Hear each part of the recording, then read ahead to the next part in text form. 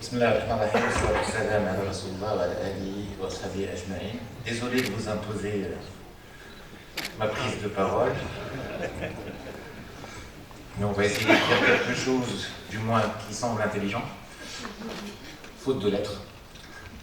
En tout cas, c'est un honneur et un plaisir d'être parmi vous aujourd'hui et d'accompagner ce processus qui est exceptionnel, ce processus participatif pour construire l'université et l'enseignement supérieur de demain. C'est un processus sur lequel nous comptons énormément. Pourquoi? Parce que notre pays est en train de vivre une transformation exceptionnelle et extrêmement rapide. Et notre pays a un rendez-vous avec l'histoire. Alors on dit souvent ces grands mots, mais c'est très simple finalement. La plupart des pays développés se sont développés pendant cette phase-là. On appelle la phase de dividende démographique, de transition démographique. On est en plein dedans, le nouveau modèle de développement l'a clairement précisé. On a encore une dizaine d'années, quinzaine, une vingtaine, pour récolter les fruits de cette transformation démographique. Ou sinon, on aura raté le rendez-vous. Et c'est un rendez-vous unique pour un pays avec l'histoire. Et ça ne peut pas se faire sans mobiliser l'ensemble de nos talents. Ça ne peut pas se faire sans intégrer et saisir l'ensemble des opportunités qui nous sont offertes. Alors Sa Majesté, encore une fois, Sa Majesté le roi que tu l'assistes, encore une fois insisté, ce n'est pas la première, sur l'intégration, l'implication, la mobilisation de nos compétences à l'étranger.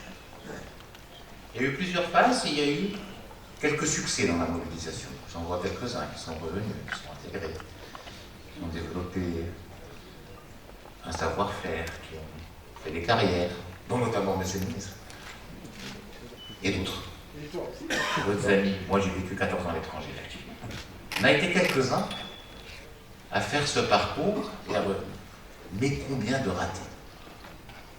Combien de loupés? Combien de rendez-vous manqués?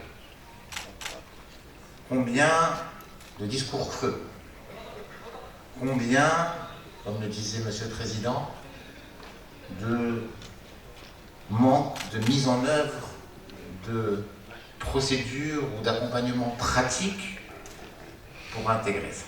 Alors, ce n'est pas toujours la faute du gouvernement. Ce n'est pas toujours la faute du gouvernement. Ce n'est pas toujours la faute des responsables publics. Il y a d'abord, et si vous me permettez de donner 2 ou 3 hypothétiques raisons, que vous confirmerez bien évidemment avec votre démarche académique et scientifique, il y a d'abord le décalage entre les attentes. Un gros décalage entre les attentes, fait par la méconnaissance, parfois, fait par ce qu'on estime, quand on est à l'étranger, que notre pays attend, et qu'il n'attend pas forcément.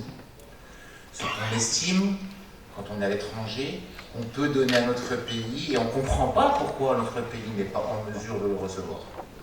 On ne comprend pas pourquoi il n'est pas capable, ou il n'a pas intéressé, par ce qu'on a à lui offrir.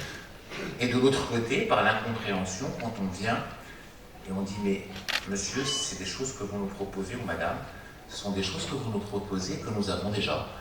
Et vous pouvez contribuer, mais de cette manière-là, ça pourrait être extrêmement intéressant et extrêmement utile. Donc ce décalage entre les attentes, de part et d'autre, est un des critères qui est handicapant pour la mise en œuvre. Le deuxième critère qui est handicapant pour la mise en œuvre de cette relation et pour le démarrage, c'est la comparaison. Là-bas, j'ai. Là-bas, ça ne se passe pas comme ça. Mais c'est pas possible, ici, on n'arrive pas à. Mais le Maroc devrait saisir ça comme une priorité et ne faire que ça. Parce que c'est un sujet qui m'intéresse. Les priorités se déterminent ensemble, on travaille en fonction des opportunités. La troisième chose, je vais passer après au positif, la troisième chose qui est extrêmement, comment dirais-je, handicapante dans ce type de relation, c'est la nature même. C'est ce qu'on attend. On a l'impression, et on l'a vu dans les études que nous avons reçues, que quand on vient avec une idée, sans forcément la développer, sans forcément avoir les partenaires, sans forcément avoir les outils classiques pour l'exécuter, quand je parle de projet d'investissement industriel, c'est bien d'avoir la technologie, c'est bien aussi d'avoir la capacité de déploiement, c'est bien aussi d'avoir un peu de partenaires financiers, et l'État appuie pour les mettre en œuvre. On vient avec une idée, on vient avec un savoir-faire, on dit alors, vous, État, qu'est-ce que vous pouvez faire pour nous et pour le mettre en œuvre? Alors le côté positif, il y en a plusieurs. La première, c'est cet amour et cet attachement que la communauté marocaine, que les communautés marocaines, Monsieur le Président, ont à l'égard de leur pays. Un amour inconditionnel, un amour exceptionnel, qui survit malgré les frustrations, où il y a un réengagement, où il y a une volonté d'aller toujours plus loin, de créer quelque chose, de marquer, de servir, qui va au-delà des intérêts économiques et des intérêts purement mercantiles. Cet amour-là est exceptionnel.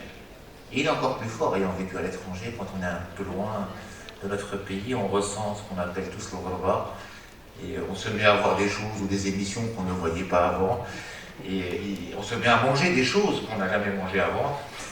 Et cet amour et cet attachement est vraiment un socle extrêmement puissant pour avancer. Le deuxième, c'est quand même, bravo,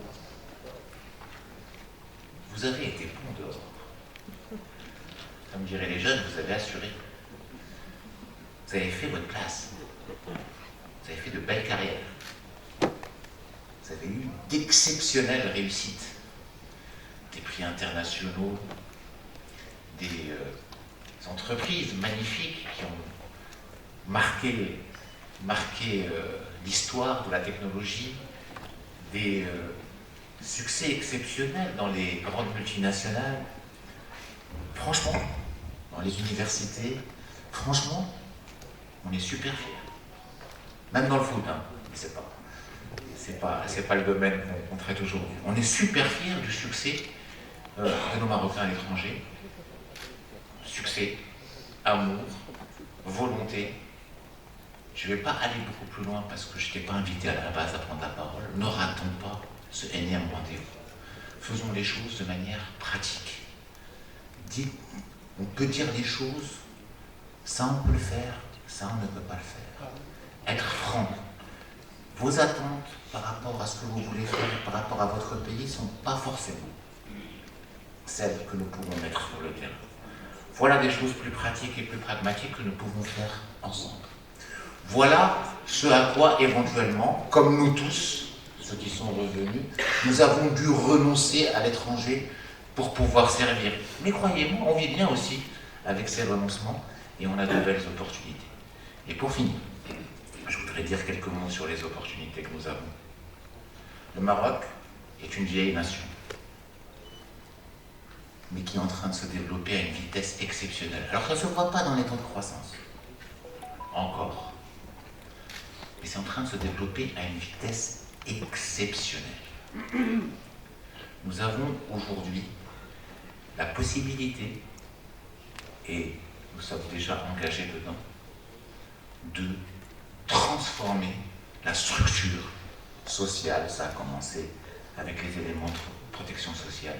Universitaire, c'est en train de commencer, et économique de notre pays. C'est en train de se faire. Notre pays est en train de passer, dans le domaine que j'ai l'honneur de coordonner, d'un pays low cost, au départ, on venait chez nous pour le coût de la main-d'œuvre, à un pays best cost. On est en train de venir chez nous parce qu'on fournit de la qualité et de la productivité. On est en train de devenir l'un des pays les plus productifs au monde, à un pays best value. Et pour conclure, il serait exceptionnel, grâce à vous, grâce à nos talents au Maroc et ailleurs, de passer du Made in Morocco à Invented in Morocco. Merci.